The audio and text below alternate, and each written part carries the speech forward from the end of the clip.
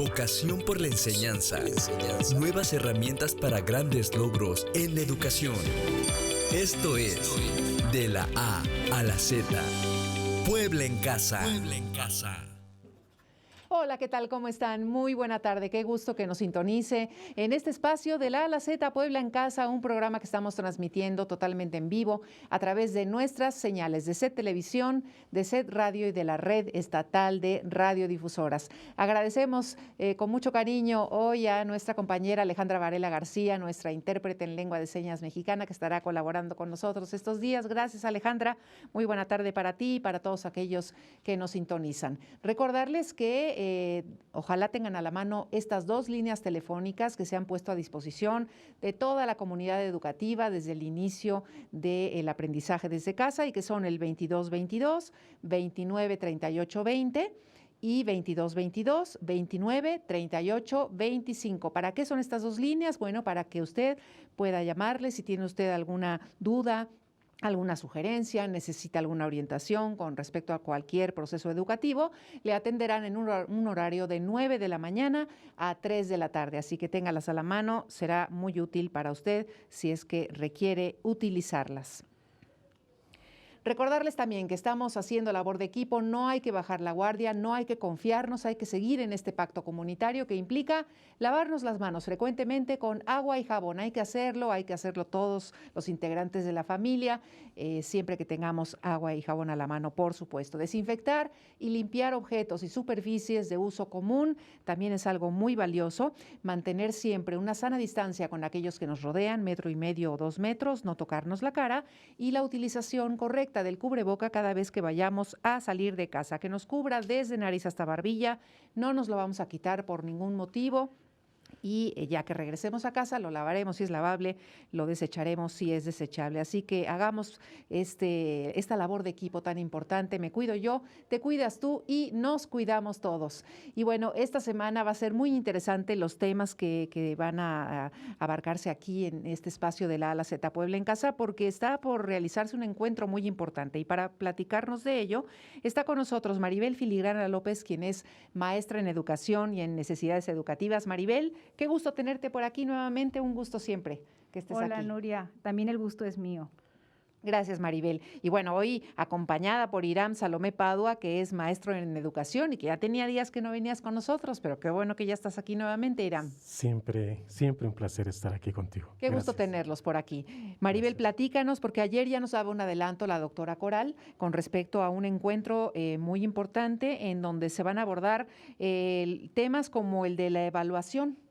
Efectivamente, Nuria, el próximo viernes 14 de mayo se va a llevar a cabo el encuentro, la evaluación como responsabilidad ética en tiempos de pandemia.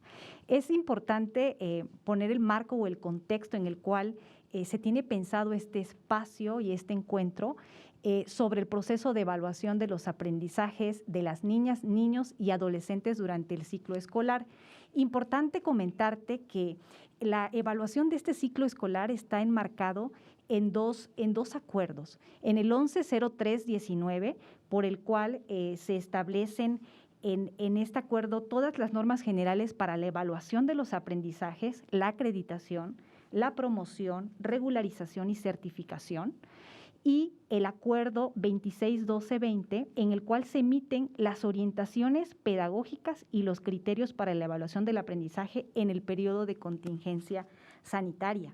Si bien es cierto, estos acuerdos marcan las líneas y las directrices en función de los procesos de evaluación, es importante mencionar que en tiempo de pandemia demanda un ejercicio distinto de todos los docentes en el sentido de la alta sensibilidad y la flexibilidad que se debe de considerar, sobre todo en el asunto de evaluación. Entonces ese sería como el propósito. Exacto. Entonces el propósito del encuentro es que todas y todos los docentes de la educación obligatoria en el Estado de Puebla reflexionen acerca del proceso de evaluación y acreditación del ciclo escolar 2021 desde los principios de la ética de cuidado y los aprendizajes relevantes para la vida.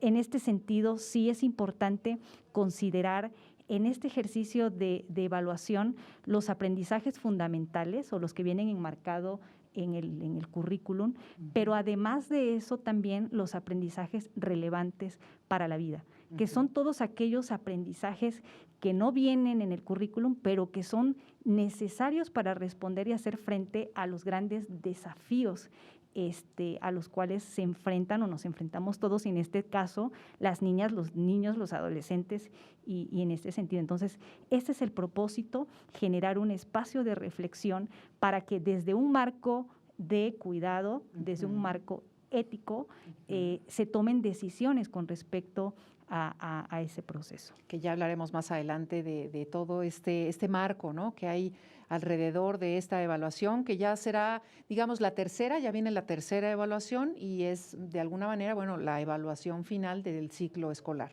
para que pueda empezar el otro. Pero antes de entrar a estos detalles de la evaluación, me gustaría que nos dijeran un poquito la mecánica, la logística, cómo se va a llevar a cabo este encuentro, cómo se va a hacer para que todos estén ahí reunidos. Efectivamente. No quiere hablar bien. Irán, No, Ponce, ahí va. Ponce. Efectivamente, fíjate, comentarte que hay 3 momentos, antes, durante y después del foro. En este momento, en el antes, es toda la organización, como bien comentas, que tiene que ver con la conformación de grupos y las salas virtuales. Los grupos están conformados por 25 participantes. Bien. Y están conformados por nivel educativo y por función. Entonces, hay grupos de personal docente, de directivos o subdirectores y personal con funciones de supervisión. En este caso serían los asesores técnicos pedagógicos, los jefes de enseñanza, jefes de sector y supervisores. De todo el estado, ¿verdad? De todo el estado, efectivamente. Aproximadamente estamos hablando que suman 67,927 participantes. Entre los niveles educativos de toda la educación básica y media superior, y van a estar distribuidos en 2,670 grupos. Antes del foro, bueno, se están asignando las salas virtuales y también es importante que hay una ruta también de inducción y de capacitación para quienes van a fungir como moderadores. Bien.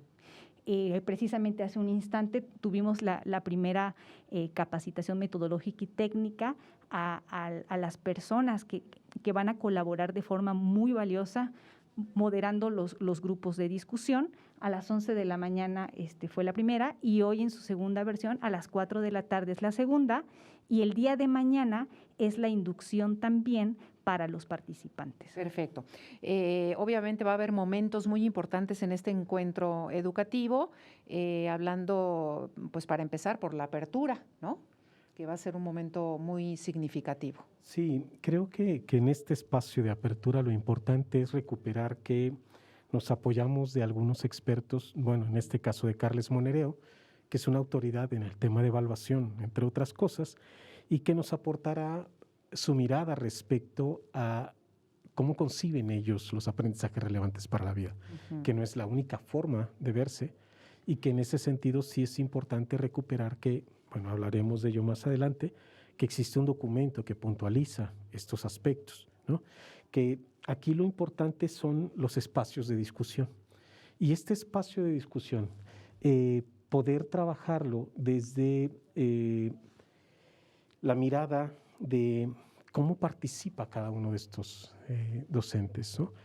Y a mí me quedaba pensando un poco en esta historia, ¿no? Alguna vez en un texto muy interesante que se llama El arte de amargarse la vida. Me encontré de amargarse la vida, que es una forma muy interesante de recomendar el autor, precisamente de hacer lo que no deberías de hacer para que te vaya mal, con la esperanza de, al no hacerle caso, te vaya bien, ¿no? Pero la lógica es inversa a la habitual. Y en El arte de amargarse la vida, este autor hace un planteamiento muy interesante. Trabaja a través de historias, y cada historia hace un proceso reflexivo muy puntual. Pero hay uno de un borrachito que está un día debajo de un farol buscando una llave. Y al cabo de un tiempo llega un policía y le pregunta, y entonces ya son dos buscando lo mismo. Al cabo de más tiempo, cansado el policía de estar buscando, le pregunta, oiga, ¿está usted seguro que perdió la llave aquí? Le dice, no, pero aquí sí hay luz. Obviamente, esto que está para la risa, quizá el ejercicio interesante es que a veces buscamos donde es más fácil buscar. Y la intención de encontrar otras voces que nos ayuden a entender el problema y a reconfigurar la forma de buscar respuestas es puntual. Entonces, la intención es que las otras voces te ayuden a iluminar eso que donde tú no has buscado. Claro, oye, las mamás lo dicen, no buscas donde no quieres encontrar. Ok, ¿No? qué interesante, eso no lo tenía presente. Pero precisamente la intención, entonces, al dialogar desde la construcción de las ideas, lo valioso es esto, que podamos ayudarnos a ver estas cosas que habitualmente tú no ves. Sí, claro. ¿No? Entonces, ese es como el segundo punto importante de este proceso y después sistematizar, ¿no? Yo creo que eso es lo valioso, el recuperar que hay muchas otras formas de hacer un abordaje. Y por supuesto, al final, el ejercicio es cómo recuperamos estos ejercicios, cómo retomamos estas ideas. Y para ello estará la doctora Coral, que es nuestra subsecretaria, y el doctor Monereo, Sí, recuperando las dudas, las preguntas que los colectivos tengan, claro, como una forma de sumarse a este esfuerzo. Además, ¿no? él tiene conceptos interesantes sobre las evaluaciones que él llama evaluaciones auténticas, ¿no? Que tienen que ver con plantear situaciones reales. Y ahorita que mencionamos lo de las evaluaciones y poniéndome un poco en el lugar de los padres de familia, que nos puede preocupar si nuestros hijos o nuestras hijas, los alumnos alcanzaron el nivel, los aprendizajes esperados, cómo les va a ir en la evaluación, las dudas que podemos tener si es que pensamos que tuvo algunos vacíos. Me imagino que será uno de los temas que también se abordarán, ¿no, Maribel? Efectivamente, Nuria, precisamente es un punto y es un espacio para poder reflexionar sobre todo en la importancia que tiene el proceso de evaluación desde una perspectiva auténtica, situada. Entonces, creo que el recuperar esas condiciones de contexto, la diversidad y la variedad de realidades son un factor importante para poder, a la luz de estos criterios y del marco de las evidencias que puedan orientar esa toma de decisiones. Es un proceso que implica la conciencia y que debe ser pertinente, que debe ser oportuno, sensible también, en el marco también de que si bien es cierto, han habido las valoraciones, pero es en este momento en donde se va a tomar la decisión de poner una nota final. Y cómo como papá, como mamá, podemos apoyar este proceso, cómo podemos ayudar si es que nuestros hijos no tuvieron quizá los aprendizajes esperados completos, ¿no? ¿Qué hacer? ¿Qué hacemos nosotros, no? Fíjate que a mí me gustaría jugar con una idea que me encontré por ahí de Vygotsky, que es poderosa y que conocemos poco. Él hace un planteamiento, y lo he traído incluso escrito, que cuando nosotros queremos evaluar el nivel de desarrollo de una persona, habitualmente usamos instrumentos que nos permitan decir lo que el alumno ya sabe hacer solo, sin ayuda. Y a eso le llamamos nivel real de desarrollo. Pero él dice, a ver, un horticultor, y hace esta metáfora, un horticultor, cuando llega a su huerto, no evalúa solamente los manzanos que ya están maduros. Considera aquellos que van a madurar para el proceso de la cosecha. Claro. De tal suerte que el proceso de evaluación que los profesores tenemos que implementar también implica no solamente lo que el alumno ya sabe hacer sin ayuda, sino aquello que él puede llegar a hacer a través de la intervención directa que nosotros generemos. Es decir, tú puedes percibir que al alumno le faltan ciertos elementos, pero que va a lograr ciertas cosas. Y que entonces, por tanto, sobre todo que en este momento todavía nos queda más de un mes de clases. Sí. Y que eso exigiría que seamos conscientes de que hay que trabajar a favor de esos puntos claves de desarrollo de los niños. En ese sentido es que tenemos que ser más generadores de procesos que favorezcan desarrollo y jugar en una lógica de asumir que nuestra tarea es promover, por eso, una evaluación que favorezca que el otro aprenda. Claro. Lo decíamos en el documento. Sí. Y eso es un punto importante que recuperar. Entonces, cuando los maestros discutan, nuestra intención profunda es que también identifiquen qué nos falta por hacer para favorecer estos procesos. Ese sería un punto importante. Así es. Y por ello también hay una guía para los participantes para que sepan específicamente qué temas se van a tratar y dónde se va a hacer hincapié en 4 puntos importantes, ¿no? Efectivamente, Nuria. Fíjate que en comparación del encuentro pasado, en este segundo encuentro se ha diseñado una guía del participante con la finalidad de orientar la participación de la comunidad educativa desde 4 aspectos, como bien mencionas. Uno tiene que ver con los aprendizajes relevantes para la vida. Ajá. Creo que esta es una condición importante que se le ha dado demasiada importancia a los aprendizajes fundamentales curriculares, pero que los aprendizajes relevantes para la vida son un factor detonador en este marco también y en este contexto de pandemia. Entonces, ¿qué tanto estamos recuperando, estamos visibilizando en los procesos de evaluación estos aprendizajes? El segundo tiene que ver en la ética del cuidado, que va más en esta visión y perspectiva de acompañar los procesos, como bien comentaba hace un momento el maestro Irán, acompañar el proceso del estudiante. Entonces, cómo el proceso de evaluación se convierte en una oportunidad para mejorar el desempeño de mis estudiantes. Cambiar esta percepción quizás del control que por medio de la evaluación emites el número, sino ese número y esa acreditación, cómo se traduce en posibilidad que me ayude a contribuir y a fortalecer el proceso de desarrollo.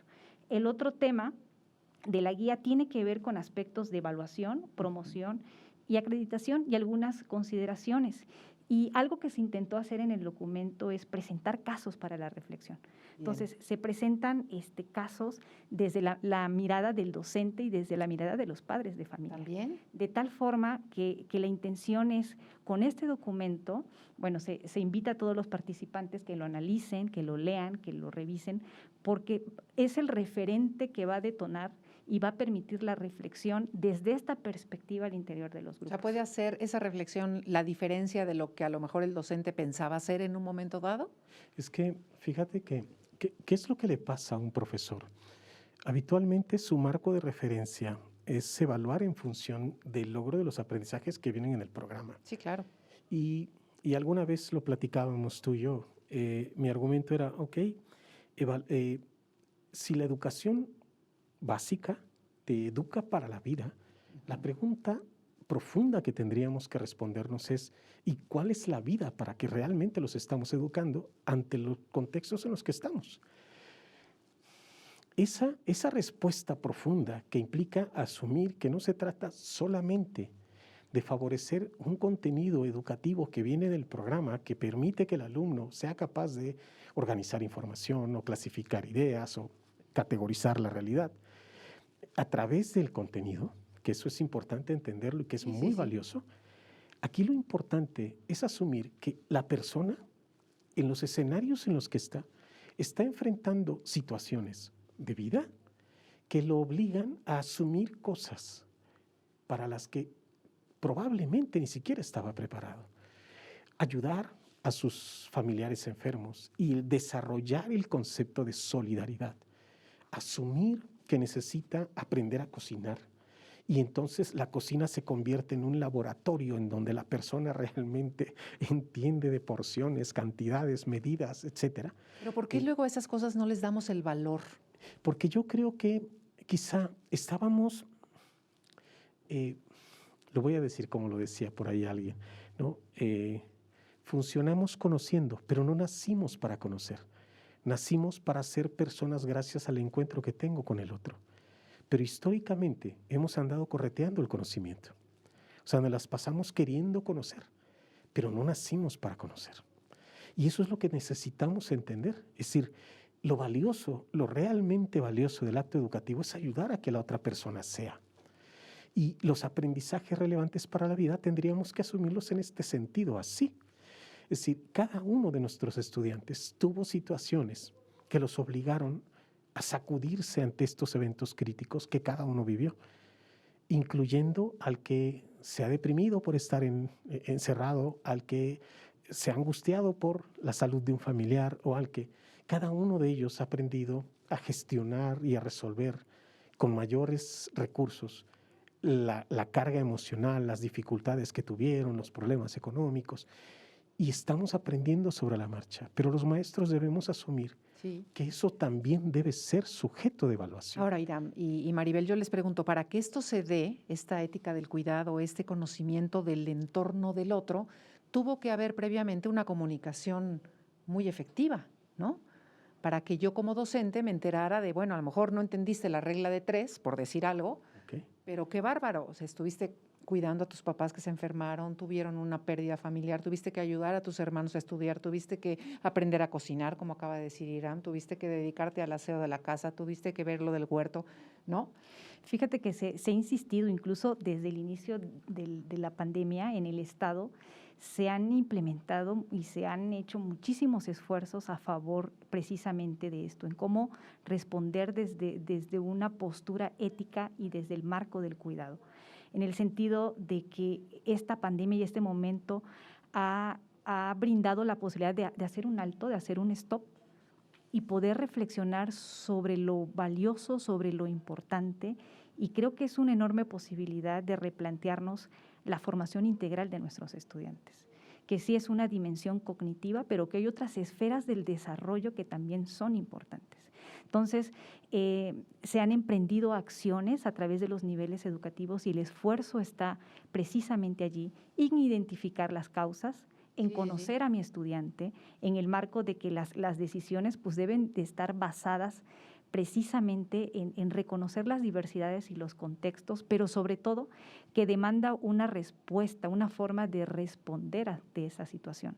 Y ahora más que nunca los profesionales de la educación, los docentes, obviamente se requieren cómo hacemos frente a este desafío de acompañar a mi estudiante y cómo respondo desde un marco ético de cuidado, reconociendo a mi estudiante como un otro, y ver el acto educativo como una posibilidad de encuentros. Entonces, se ha hecho énfasis con diversos documentos, desde Evaluar para Aprender, las emociones en la relación pedagógica, las acciones que se han brindado para ir acompañando e ir arropando en este proceso. Y creo que sí hay una perspectiva, hay un sentir colectivo en que en este momento sí son importantes los aprendizajes fundamentales, el currículum, pero creo que en esta dimensión es más importante la persona, es más importante reconocer y la posibilidad de nuestro actuar para poder ir acompañándolos. Claro, y además que hablamos que hay 3 grupos, ¿no? Los que siempre estuvieron conectados, los que siempre entregaron todo, los que no tuvieron dificultad, los intermitentes y los que de verdad fue un problema localizarlos, llevarles las guías, en fin, trabajar con ellos, justamente por el entorno en que le estaban viviendo. Entonces, la evaluación pues, es muy variada, ¿no? Claro, y requiere… Un criterio muy variado. Por ello requiere de generar procesos de reflexión que permitan, insisto, alumbrar desde la voz y la mirada de otros, y también desde la mirada del padre o de los demás, ¿no? Seguro tú vas a estar de moderador, porque el moderador creo que tiene una función muy importante en este encuentro. Claro que sí, los me moderadores. encanta además la idea, porque el moderador, fíjate, en nuestra opinión, es como, debes saber que los moderadores son más de 4,626 moderadores, ¿no? Fíjate. Y para nosotros su aporte es valioso porque son precisamente el factor humano que nos ayuda profundamente a recuperar las voces de los actores. Entonces, en este sentido, lo valioso del moderador, y sí, claro que me encanta la idea de estar ahí ya te vi.